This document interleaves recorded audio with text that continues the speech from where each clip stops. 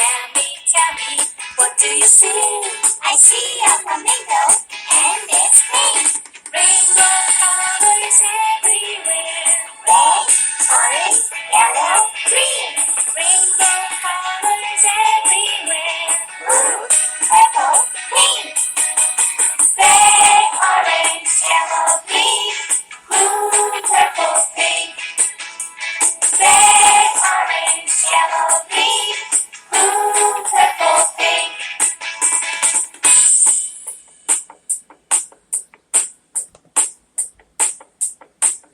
And welcome back to Vanessa's podcast. So now today we have Dona Cowan.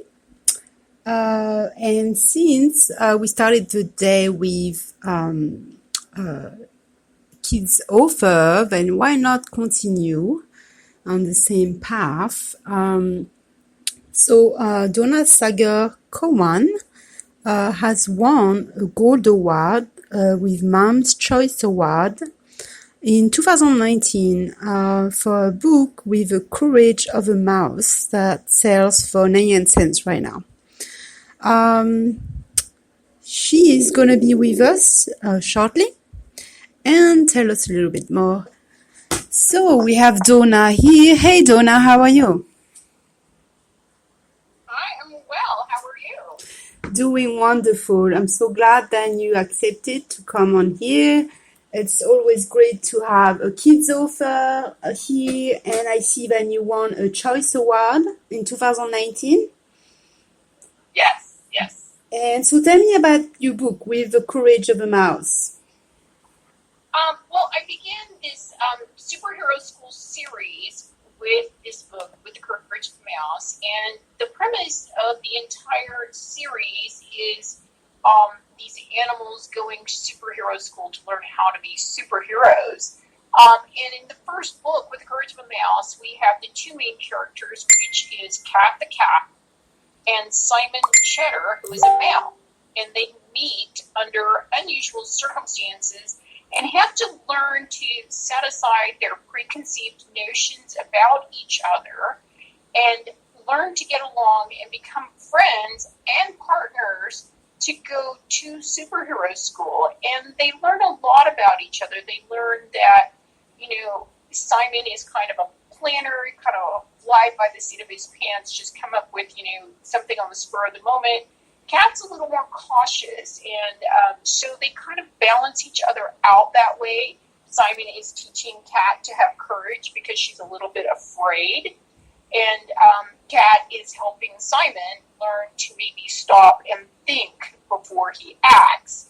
And so they do go on to superhero school, and they have some kind of problems getting along and learning how to be friends and to accept each other and meet some other friends along the way. So it's a wonderful children's book in the chapter book age group for 7 to 12-year-olds, and it teaches a lot of things about friendship, diversity, acceptance, self-worth, self-esteem.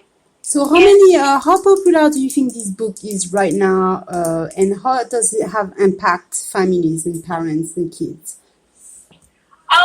Well, I think it has a really positive impact. It is purposely set as animals because I wanted to show diversity without having to have a child read the book and not maybe finding exactly themselves in the book where they can suspend belief and go ahead and see themselves in each one of these animals, not because of what they look like, but because of how they act and react and interact with the others around them. So I think it's a very positive thing for kids in this age group. Yeah, because this is difficult time between 7 and 12-year-olds. They're just discovering themselves. They're just little kids.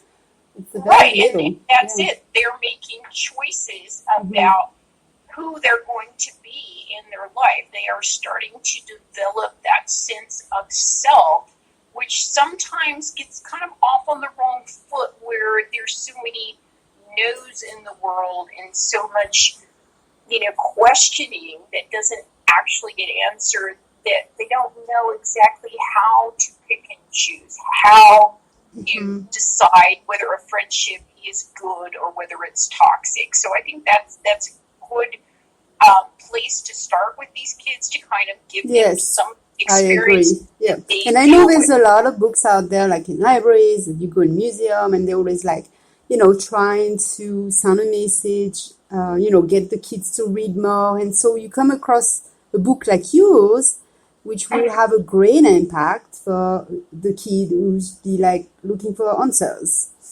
Right. And sometimes there's books who are just random books who don't really have a message or don't really help. They're cute books, but they don't really influence their behaviors or their thought process. So I think your book makes a difference this way. Right. Well, and that was kind of my whole purpose. I originally wrote or created this story around Kat and Simon for my grandkids, as they're struggling through their own problems and issues in this age range. And so I've just expanded it from there to imagine, all the things that kids in this day and age have to deal with at so much younger ages, and there aren't always real answers or real guidance for them. So I wanted to make the characters have to deal with these problems so that they can, start the conversation to get the answers. It's a sweet way to use the animal this way also. Yes. Because they love animals, so who doesn't? They have all the teddy bears and then the pet at home and the zoo. So you have blogs, video trailers people can see, go look out. And you are selling on in Walmart, BAM, Books A Million, Kobo, Indie Bounds, Amazon. Is there any other place? Well, pretty much any retailer around the world, if they don't have it in stock, they can get it in stock for you. So. Okay, so ebook and paperback book, both versions. Okay, and your website is Dona, Cowan.com. It will be listed, so they can just click, and from there, there's everything. It will tell you everything about the series, the books, announcement. Do you have anything coming up for this particular book? Anything you want people to know? Well, yeah, I actually have a few things coming up this month. It's like I will be featured on the bedtime story with Mrs. Pat on the 11th. Okay. I'm also presenting the Children's Hospital story time on the 23rd of June, and a book club, Love of Literature, is going to be featuring my book for their month of June and July, going through my book for the 9 to 14-year-old age group as a chapter book to read and review and discuss. So, and then I have, more interviews coming up over the summer. Right now, we're obviously in the situation that we're in. I'm not doing any live events, but if they would like for me to do a virtual event, as I'm doing with the book clubs and some of these other places, then they can reach me through the website. There is a portal and a form for them to complete if they would like to do that. Okay, so is there a price on that? They want you to do that for them? That is included in the form. There's a bunch of variables. It has to do with how many people, how much time. Of course, obviously, the virtual events are much lower in cost than an actual live event where I would have to travel. So, it really is a very small price, and in some cases, depending on the negotiation, it may even be down to zero. So. That's not too bad of a deal, is it? Yeah. Who doesn't like zero, right?